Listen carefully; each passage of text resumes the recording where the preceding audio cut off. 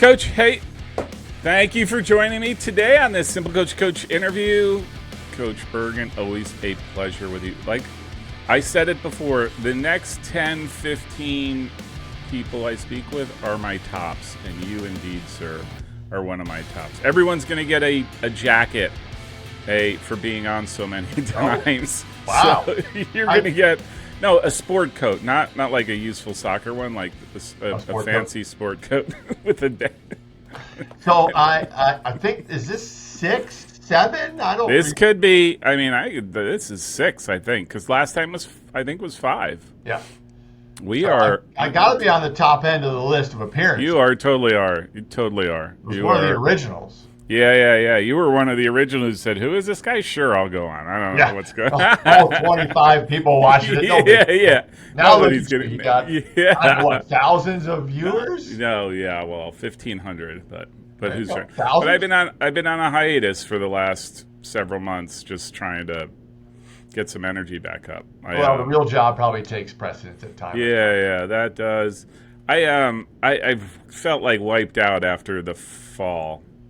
Yeah. Like I'd actually played the season and carrying some knocks, and I was like, I couldn't get inspired, and so I'm finally coming back, and I'm like, okay, I got to do this. And so you call up Bergin and say, "Hey, I'm inspired. Let's go."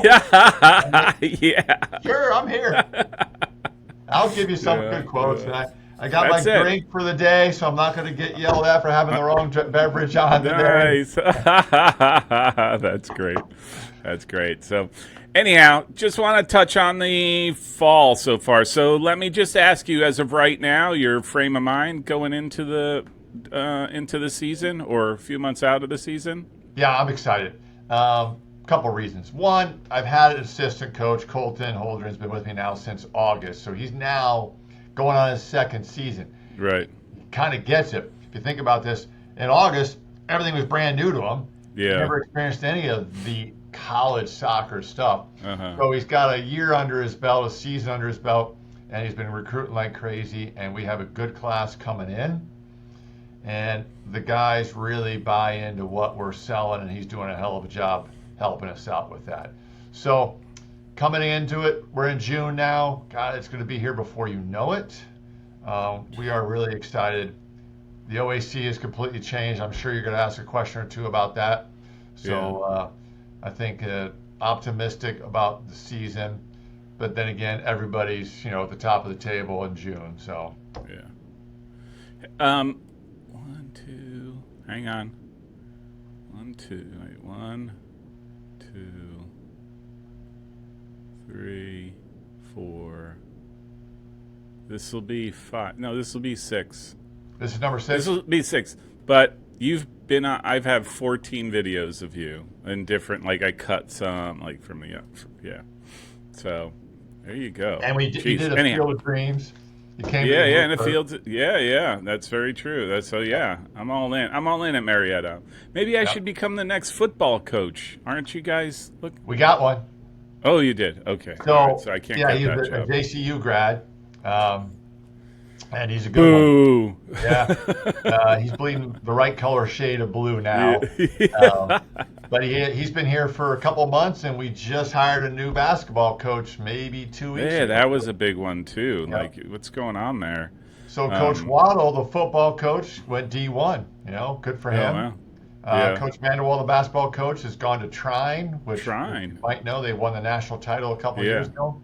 Yeah. Great facility. So both good moves for the guys. Gives a chance for somebody new to come in and put their mark on the program.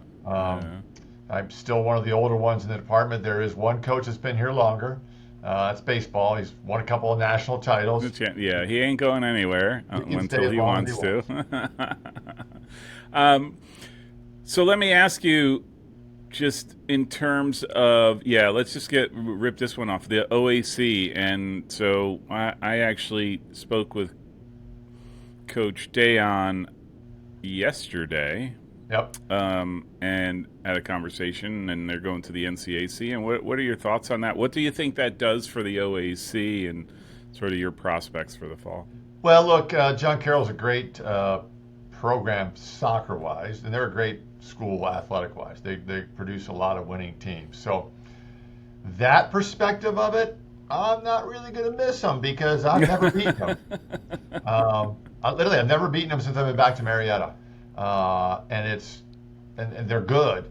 I like Dehan, Ante, the staff. They're great guys. Love talking to them, but I just don't have any success as a coach against them. So I'm not going to miss them on the field in that regards. Yeah. I will still see them plenty, at recruiting events. And so forth. In terms of the OAC, it's going to be interesting because they're top 3 virtually every year, if not top 2. Yeah. So that changes things a little bit. Last year they had a little bit of an off year. They, I think, finished 3rd or 4th. That's an off year for them. Yeah. So it's going to be interesting. It's going to open up things. We don't have a replacement yet, so it gives us a bye. I'm lucky. Our bye is right smack dab in the middle of our conference season. I got 4 games, bye, 4 games. So we're going to get a little bit of a break, which I think we'll need. Yeah. But the OAC could open up a little bit. You're still going to have the programs that have been up there the last few years, and that's Mount, Otterbein, and Northern. They're probably not going to change much. They all of them graduated a lot. Yep. But they got guys waiting. And then you've got Wilmington and others that are just knocking on the door, doing some good things. So it's going to be a dogfight in the OAC. I'd like to think that we can finish ourselves back in the playoff. We didn't make the playoffs last year, and that's on us. But I think that we've got the talent to do it, and the talent. And to be fair, I don't think a playoff berth is enough. We want to get a home playoff game. That's our goal. Yeah. But we got to do the job on the field. But I think we have the talent. I really do. Yeah. Yeah. How does your incoming class look for you? Like what do you think it brings to your team? Well, we've got a guy that transferred in from Mercyhurst. He was here in the spring semester as he's a striker. He's a big kid. That's going to create challenges for people that aren't used to that from us. We haven't had a true 9. We've kind of put, square pegs in round holes over the years. But this is our really first true 9 we've had, which is making all of us better to have that hold up ability. And depending upon what system we choose, it's going to make other players around him better. So that's going to be interesting. That was a big get for us in the early part of it. We've got 11 freshmen coming in, which is more than I expected. But I do think it's a good 11 that are going to be able to play, a lot of them right away. We've always had the hallmark here at Marietta that freshmen can play. You can go to some places and they're loaded. They don't need to play freshmen. We always need to play freshmen. So that's kind of an interesting piece for us. So I expect them to play this year, and I expect them to play a lot. I do think the projected in your mind starting 11 was here in the spring, and we were working on different things, new formations and so forth. So that was good. Now we got to plug all these freshmen into it. We got to get them up to speed. And D3 life, you get 2 weeks, then you're playing a game. So it never works, but you have to make it work with what it is. And your freshmen have to be ready to play because, like you said, you don't necessarily have the luxury to sort of sit them on the bench and just keep them there until they're sophomores or juniors, right? Like the world we live in now. If they're not playing a lot, they're going to want to jump in the portal and try to go find. And there's somebody that will play them a lot. So it's not like we're being held hostage or anything, because we're not. Because these kids are good enough. But we got to keep the culture going so we can keep guys here and so forth, and we can build a program over the 4 years that they're here, so we can be successful. What do you think this striker is going to be I don't want to say change, but a big plus for you guys? He should. Got to stay healthy. Got to come in fit. Got to do all the right things. He was good in the spring. We were adjusting to him, getting the chemistry between he and the other players. So, I'm optimistic. I think he can do a job for us. Now, having said that, he is mentoring 2 other guys, and that's, depending upon the type of system we play, is going to pay dividends for us as well this year, and then down the road when the current striker is graduated and moved on. Yeah. So he's making us better on the field, off the field. He's going to make our defenders better defenders because they're going against them in practice every day. Right. So that's exciting. I don't like to typically, my style is not to put too many eggs in one basket, but he's a goal scorer, and we need a goal scorer. We struggled with that last year. And so hopefully we don't struggle with that this year. Hopefully he can do the job and make others around him better and do some things too. It's a game of goals. Yeah, like it's a game of goals. When you boil it all down, you got to get them one way or the other. Yeah, last year if we got scored on, I'm like, oh, we're up against it now because we're trying to crawl back. And then if we got a second scored on, I'm like, God, we're just going to have a tough time getting back into the game. Yeah. I don't feel that this year. Coming out of the off season, going into the fall. Yeah. Who looks interesting to you, like program wise? In the OAC? Anywhere. Well, let's start with the OAC. Obviously, Northern, they graduated a ton. But they had guys not even playing that would have played a lot here at Marietta. So they're going to reload and be just fine. And they had a great recruiting class, so they'll be just fine. Mount lost a lot. They lost Carter Hancock, as you know, who was probably the best player in the conference. Yeah. But Krems has got lots of guys there, and they're going to be just fine as well. Yeah. And they'll both be really good. I think Otterbein is probably going to be really good. I heard they got a good class coming in. Nick Isaac is back for another year. When we all thought he had graduated and moved on, he's back for another year. And then you got to look at, Corey over at Wilmington had Parker Burke, who scored, I think, 22 goals last year. He's a kid who scores 22 goals. Yeah. He's back for another season, so they're going to be tough. And others got new coaches. We got new coaches. Second year for Muskie, first year for Berg. Yeah. So that's going to be challenging. Capitals is second year of a coach. Yeah. So OAC is going to be tough. Let's look outside the OAC in the state of Ohio, if you will. Denison had a great run last year. I think they were Elite Eight. Yeah. He graduates a fair bit, but Denison's a great school, great institution. Guys are just knocking on the door to go play. It's a good program, great facilities. We play them this year, regular season. They'll be a real challenge. I think Kenyon's always going to be good. Travis does a nice job there with that program. You don't want to ignore Francescan. And I don't know if you've ever talked to Brent there. I tried. Yeah. I mean, that institution because you do some sales up that way. Yeah. Good program, and he's beautiful school. Like, what a really impressive school. Yeah, their facilities are growing like crazy. They're one of the few institutions out there spending money. More students, we can spend money. We can do this. It's a tough time for the academic world. So they're the PAC. They're usually top two in the PAC. They're on our schedule this year as well. So that's good. Those are going to be challenges. Now, here's a real interesting one for you. We play Transy this year. So we play my old assistant, Ben. Federici convinced me. I broke down. We're going down there to play them. Wow. And another tough one in Hanover for a weekend at Transy. Wow. So that'll be an emotional filled game because Ben and I were together for 6 years. Yeah. And I've really, honestly, Paul, resisted playing them. He's been asking every year for a while because I didn't really want to do it. And he got me this year. My seniors know him. They were recruited a little bit by him. But most of the guys that really knew him graduated last year. So there won't be that emotional tug on that. But that's going to be interesting. You're going to want to follow that. That's, I'm looking at my schedule, third full weekend. Nope, second weekend of the season next year. So you want to check in with me after that and see how I feel. I've spoken to him a couple times. Like, he's been on the show a few times, and I don't follow it close enough. But directionally, I like where he talks. He's trying to get the program. They're going to be. It's going to be really hard going down there and playing. I mean, they're going to be really good. So, I had asked him to. All right, Ben, I'll play you. Can you find me a game that maybe isn't as challenging for the second game? Oh, yeah, I'll do that for you. No, he didn't. Playing Hanover in the second game, who's a really good side. I mean, it is what it is. That's it. Iron sharpens iron, though, right? Like, So, when do you report?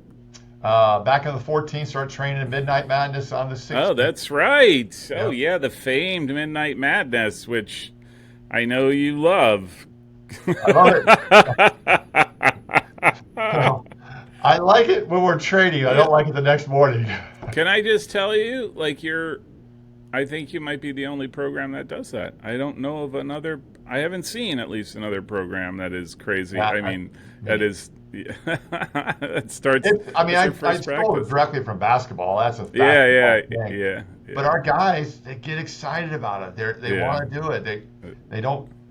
No one complains about it. They're all, but they can sleep in the next morning. I've got to get up and function normally. But they're all about it. We've done it now probably for, I don't know, 8-9 years. Yeah. And we'll keep doing it as long as I'd be honest, if the players said, we don't want to do this anymore, coach, I'd probably be like, oh, okay, fine. You'd be like, yeah, I'm bailing on this one. Yeah, but it's kind of become a little bit of a tradition here at Marietta. We do Midnight Madness. You can't say it gives us an edge on anything because it doesn't. Wow, we're allowed to train a few hours before. Most teams start at 8 a.m. We're just starting at midnight. So that's awesome. I love it.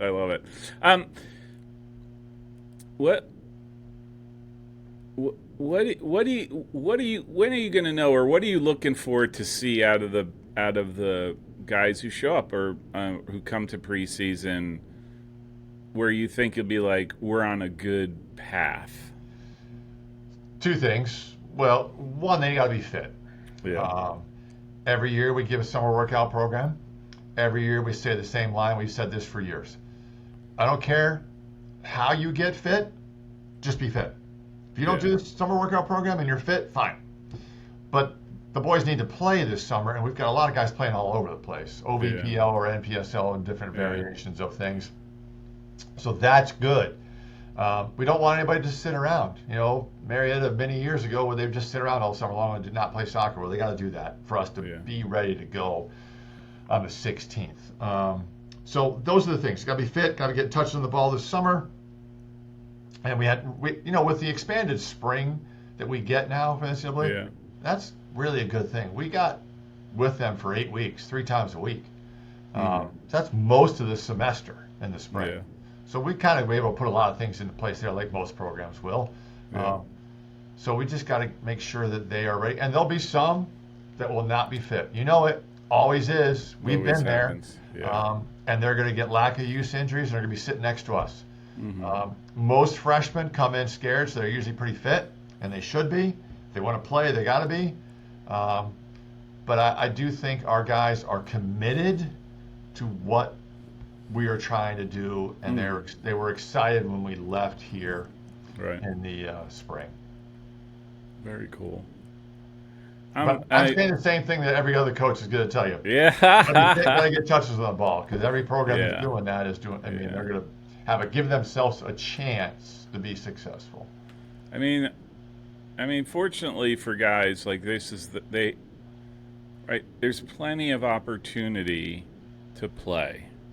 Yeah. Right? Like, I hate to say this, and there's always cases, so I'm not dismissing those, but, right, it's very hard to go to somebody and be like, I just couldn't play because there was no team or there was no place where I could play. All it takes is a drive to any park. Yeah. And more than likely, and sometimes maybe that's all you need is to show up to the daily 6 o'clock in the evening kick around, to get anything's better than nothing. Nothing. Yeah. And then the fitness part, that's what runs are for. If that's what you have to resort to, then you just go log miles. And we give them a whole detailed program. Yeah. And they'll be fit. But most guys have their own program. I think the freshmen will do the program, but most guys have their own lift program, their own fitness program they're going to do, and I'm comfortable with that because they don't ever get that far out of shape. I will say this generation is better than it was even 10 years ago. They don't get ever that far out of shape, these guys. Yeah. But they'll be the odd player. Fitness is a thing. I will say that is very true among younger people. Like, fitness is a regular part of their routine, daily which existence. is like it's just, and I think that's culturally, I don't think it's selective to soccer. I just think people are a lot more comfortable with staying fit than in previous right? Like when we were playing, you'd be like fit for the fall, and then you'd fall off, and then summer, yeah. And I don't think they do that as much. Yeah, I mean, think about this is just a completely different sport, but spring training for baseball, that was all about getting fit back in the days when we were kids. Nowadays, it's about fine tuning things and building up your stamina for whatever they're doing. So the generations have changed. It does make our job a little bit easier when they come in fit. But I don't want to spend time on fitness. Yeah, it's added time that takes away from work on the ball. Now you can do hidden fitness, and we do that. Yeah. But sometimes if they're not fit, you just got to get them on the line and go. And I hate to say it, like, isn't that, to me, especially now, it's just not a waste of time, but it's a waste of time on the ball. Right. And I think that's the part where I'm just kind of like, man, it does answer a lot of questions when you know your team comes in and they're fit. They can, you can get them to run laps and they'll run it like there's no problem, or they can play a full 90. It just shows you a level of commitment. Yeah. And we have been preaching this now for a while. If we want to be better, we got to do these things and give them 5 or 6 things they need to do. And that's good. If they can do those things, we can, as a group, do it. We're gonna be better. It's just the nature of life. Yeah. What is the what is your expectation of your captains this season? So I got 3 captains, 2 seniors and a junior. And it's funny you asked that. I'll tell you the story. And so we have one captain that he's a real hard-nosed guy. You don't want to mess with him. We've got one captain that is kind of the goofier side of the captains. So we got a hard nose, we got a goofier side, and then we have a guy smack dab in the middle who's a bit more on the field stuff. Yeah. So it's interesting that you asked that question because I think it's a good mix of captains. Nothing was wrong with the previous captains, but I think these guys have kind of done a few things. And it's funny, they've instituted a policy that I think you and I would call an old kangaroo court, that if your locker's a mess, you're going to end up owing something to somebody about something. You got to take care of things in your own house. And they institute that and they monitor that, which is nice for me. I don't have to go in there and see lockers with stuff just pouring out. That it happens. But I do like the group we have. The locker room thing, I would say, is very interesting. Yeah, it's a little bit kangaroo court. Yeah. And so 2 of the captains are former freshmen of the year in the conference. So they can play too. I mean, they don't have to play really a high level to be a good captain, but it helps. Yeah, I mean, if you respect the person there you go on the field when they're playing just the way they play, that goes a long way. I think it goes a long way. Yep. Because that's what it all comes down to, is what are you doing in the 90 minutes that you're running around and playing? Are you showing it or are you not? Because if you're not, then whatever you say is just going to be like blah, blah, blah, blah, blah. Yeah, and then all the things that lead up to that, too, making sure we're getting sleep. For the first time ever, Paul, this spring, we had a 7 a.m. practice. And I've always resisted it because I don't think the guys are in tune with that time of morning. No big deal to me. I'm up at 5:15, so that's not a big deal. But they wanted it. And it actually was a good practice, high energy. They were excited about it. So we're actually going to do in the fall 1 day a week at 7 a.m. Yeah. That's based on what they're suggesting. So that's a change in things. It's a small change. Yeah. Probably doesn't mean much to the outside person, but it does mean something to me. Yeah. And I think it'll be interesting to see if they can do it all season long. That's if it's a rainy when it gets chilly, it's October, windy, cold, rainy. It's 7 a.m. Okay. The old line, if you can do it on a rainy night, Stoke City, you can do it. That's awesome. We'll see.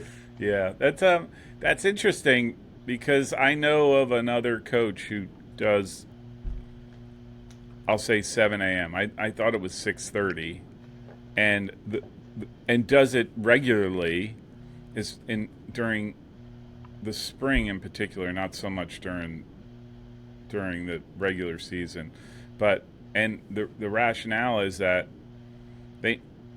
they're now thinking about practice the night before and the actions that they have to take so that they can get to sleep. Right. And so it almost like carries over it it puts a priority on, well, if I got to get up at 5 in the morning, I got to get my schoolwork done, and I got to eat, and I got to do this, and then I got to go to bed, rather than being like, oh, maybe I can party and go here, hang here, play some video, whatever. So it's a good metaphor, or if you will, practice for life. Yeah. Because most jobs, Yeah. you're getting up and you're on your way at 7 a.m. to go to your job. Yeah. So it's not that different than real life. It's I always think sport mirrors life in a certain way, and this is one of those opportunities to kind of get a little taste of it. And I'm a big believer of getting these players ready for life and what life is going to throw at them. It's part of our job here at college. And coming from the corporate world, I have more different experience than the average soccer coach. So I want my players to be ready to go in their endeavors post-Maryland college. It's a brutal world out there. Like, you know what I mean? Like, dog eat dog. If the worst thing is you getting up at 7 a.m. to go do laps and kick a ball around, and you'll at some point you'll be like, man, that was awesome, because you're like, now at 7 a.m. I'm sucking down coffee because I got a call at 8:30 with the guy who's going to yell at me for an hour. Trying to stay awake. Yep. But it's very true, very true. Hey, who do you think is going to win the national championship this year? I've asked everybody I've spoken to since I started up again yesterday and today. So, well, I don't have the crystal ball, but of course not. We don't want you to. I would love to see. No, this would be kind of cool to see a school like OWU post J. Get themselves into, and they can because they're good. Get themselves in the mix. I would love to see somebody. I'm being partial here, from the state of Ohio, get themselves in the Final Four, because we've had a lot of the same groups, not same teams necessarily, but same conferences. Do that. I don't follow East Coast soccer that much. I know it's really good, but it's so far removed from me. I mean, Chicago obviously is a Midwestern university. They're really good, but can we get somebody new in the Final Four? Can we get an Oglethorpe in the Final Four? Can we get somebody, a Claremont or somebody from the West Coast, just somebody different? Just to mix it up a little bit. So you're not going to get me pinned down on that because I don't have the answer for you. But I would like to. I mean, I do think that a Denison and a Kenyon, the NCAC schools, John Carroll in that mix. Think about the NCAC, how it's changed a lot. Now you add John Carroll into that mix.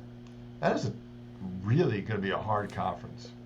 Not that we're an easy conference, because we're not. But that just got ramped up with the addition of Carroll.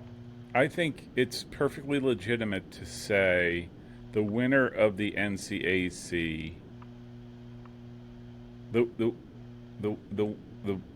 best team in the NCAC, if they win it, is arguably one of the top 5 teams in the country.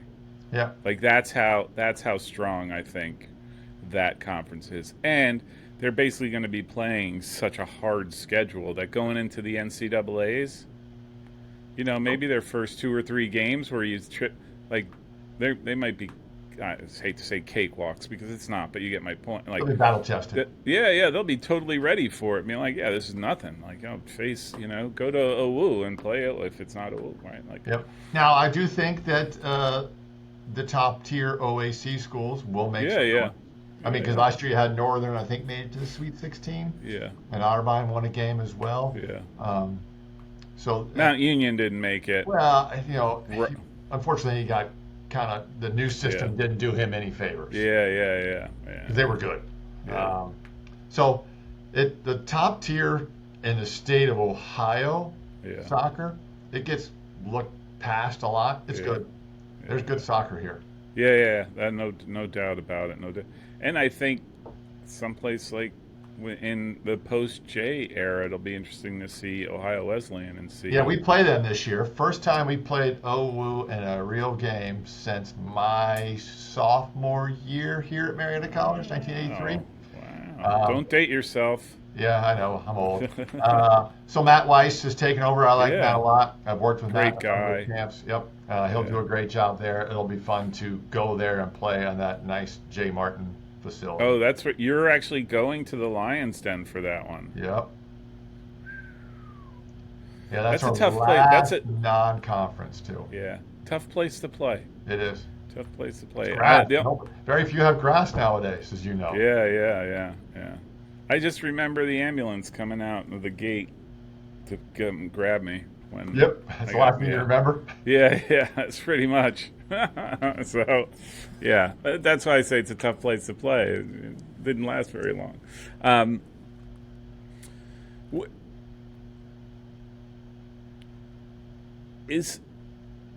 What are you going to do? What is your, if you could share, what's your goal for this fall? Like, what if you could get to do X, accomplish it, this program, like what does that mean? Like what's success? What does that look like? Yeah, so there's a number of different layers to that. Every coach is going to tell you, I want to go win the conference title. Right. Yeah, I want to say that, but we haven't won one since 1984. Yeah. Okay, so let's put that aside a little bit. We need to make the playoffs first. Mm-hmm. I feel like we're good enough, going to be good enough if the things go our way, obviously. Right. That we can have a home playoff game. That should be a reasonable goal for us, to make the playoffs, to have a home playoff game, and to give ourselves a fighting chance to make a run at the OAC tournament title. If we get off the right foot, so to speak. Mm-hmm. I just think that we got to just keep it simple. Let's make the playoffs, gives ourselves a chance. Let's have a home game so we can let our fans see that, because we haven't done that in a while. Mm-hmm. So those things need to happen before you can even talk about the other stuff. So I don't really sit here to the boys and say, we're going to go win the title, guys. I don't say that. Mm-hmm. I sit down and show them where we were last year and what caused us not to make the playoffs. Mm-hmm. And we can pinpoint it to a certain game, and how we need to do things differently this year so that we can put ourselves in the playoffs. And then if we're good enough, we can give ourselves a home playoff game. Yeah. And then go from there. So that's really what I like to say. I'd like to win double-digit wins, sure. Yeah. But we haven't done that in a while yet either. So some of these things are just going to be, every coach is going to say those things. But generally, I want to have a home playoff game to give the boys something to excite about. I would love to put ourselves in consideration for a run at the title. But a lot of things need to go our way. And there's so much good soccer in the OAC. Yeah. I can, right now, when someone's watching this from Northern or Mount, they're probably laughing at these statements because they expect to be up there. Yeah. They have been, and the statements that I'm making, that's just second nature to them. Yeah, right? It's a little bit of where we are at Marietta. Yeah. We've gone there. We kind of went down. Now we got to get back up. Yeah. And I think we have the talent to do that. Yeah. I don't doubt it. I like I said, and we've talked about this before. Marietta is a pretty cool place. Like, I'm saying that as somebody who's I don't know what I was expecting, but when I went on campus and just sort of around town, I was like, why aren't more people? You know what I mean? Like, this is a diamond in the rough. Like, look at this place. It's a pretty remarkable place. We have great facilities. We're supported by the administration. Yeah. Cool little Southeast Ohio town. Yeah. But it is Southeast Ohio. It's not an urban market. Yeah. But that doesn't stop Ohio Northern. Yeah, no. Are you kidding me? Ohio Northern surrounded by cornfield. Or used to be surrounded by cornfields. It probably still is, if you ask me. So there's some things. I think we can get them on campus. When we get a recruit on campus, they do fall in love with the building and our facilities and the town. But it is a challenge to get kids to even consider us. And if we don't win enough games, don't want to consider it. It's kind of a vicious cycle. After our really good spring 21 season, we got a lot more interest in recruits because we were good. Yeah. I mean, if you look at Krems, he's just probably pushing people away because he's been so good for so many years now. Yeah. It becomes easier. Yep, it does. Like, and same thing like Ohio Wesleyan. Like, it's just sort of, it just becomes this feeding mechanism that. I'd like to get back to that. Yeah. And I do think that we can. Having Colton on board is helping a tremendous amount. Where did he come from? He was local. He was I've known Colton for 12 years. He was an assistant at the local high school. He's just a good soccer mind, and he connects with people really well, which, I'm older, but he can connect with the young generation, and we can get him here and then let me do my thing. I'm a sales guy through and through. So I'm going to sell them when they get here. Yeah. And we run a good program. I mean, I think I would classify myself as I'm kind of managing the whole thing. Yeah. I get pulled in a lot of different directions here at the college, on cabinet, on this, on that, and that's okay. I need somebody good to help me when I'm in a meeting somewhere across campus and some player needs something, and Colton is able to do that, and that helps a lot. And Ben did a lot of the same things. It was really similar. I feel this is a similar setup. They're different humans, but they both have good soccer minds. Yeah. Hey, I'm going to ask you something, because you did. Yeah, I remembered you said you do a lot at the college. Just, I think because of your corporate professional background, you have experience in places, and so you get pulled into a lot of different things. And this is totally not soccer related. Maybe it's soccer related, but what's your take right now on the on where colleges are at with the impending or the current cliff? Yeah. So I think that this will weed out some of the schools who maybe aren't as institutionally strong, whether it be their endowment's not there, or their facilities aren't there, or their academic side isn't there. This is going to weed some of those schools out. You're going to see more and more schools close. It does force Marietta and others like us to sharpen up our offerings and to sell to, cater to, present to, however you want to say it, to the current marketplace, which is completely different. It is different than the last 10 years.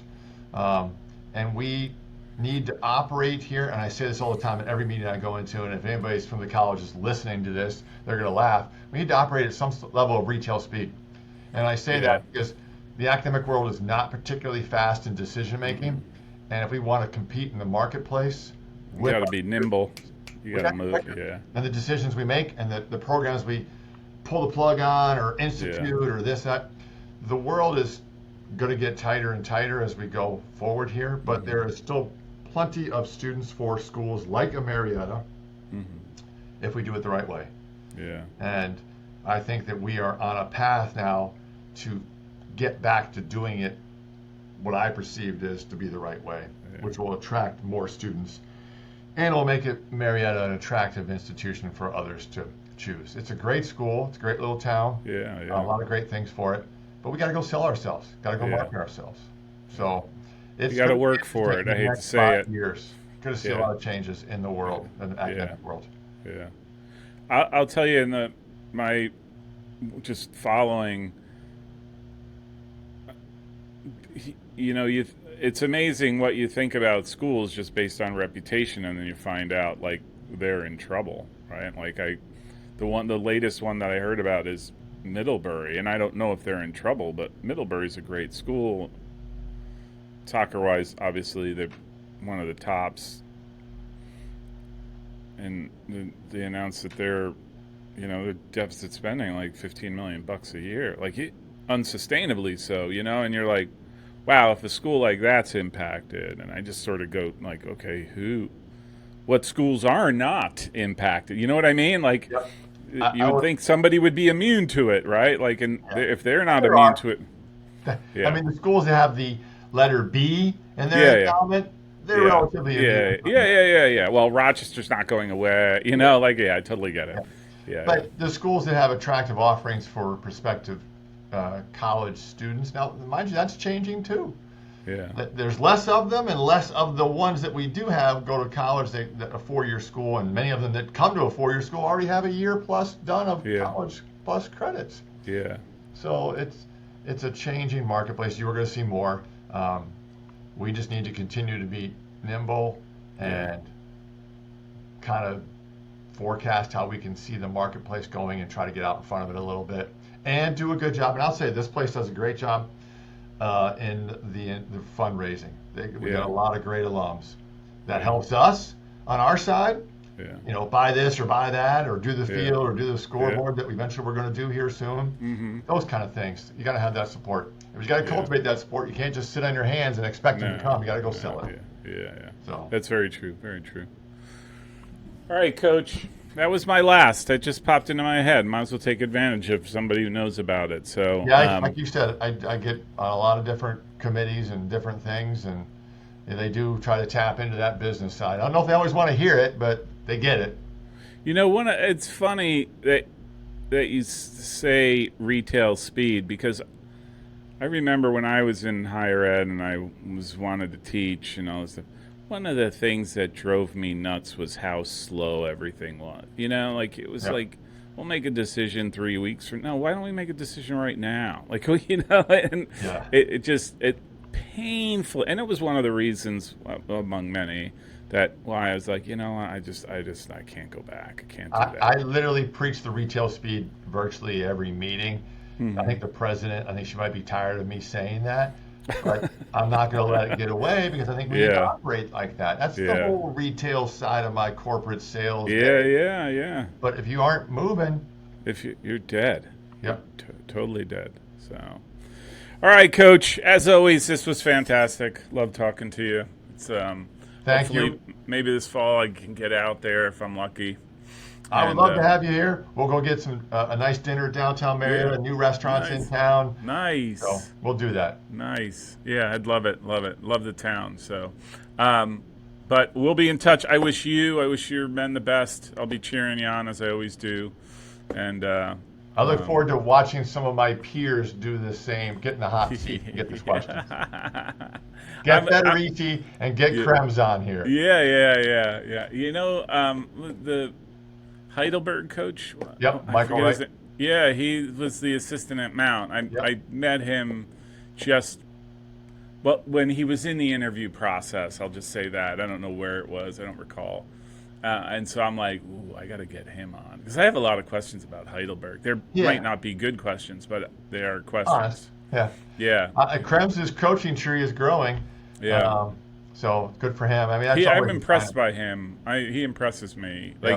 Just as his knowledge, but I think organizationally he's sort of the right guy for the right place. If you do talk to him, we do battle on the sidelines. He and I will battle. But, recruiting showcases after the game, we're fine. We're just two competitive guys. Yeah. I don't think anything less of him. Although I made that moment maybe, but normally I don't. This is me as an alum saying to you, we need a purple turf field at Mount Union. That's all I'm going to say. Right? Good luck with that. Yeah. It's kind of like beating your head up against the wall. But, yes, we need our own purple turf field there. It would be cool. The football stadium, enough. It's enough. I do like that stadium. I think that stadium. Oh, it's a classy. Don't get me wrong. Totally dig it. Great. It's iconic, right? Like Division III football. It's a iconic place. But from a soccer perspective, it's a football field. Yep, you're right. That's the way I look at it. So, for sure. Anyhow. All right, Coach. All right, appreciate Thank it. you. Best of luck. We'll talk soon.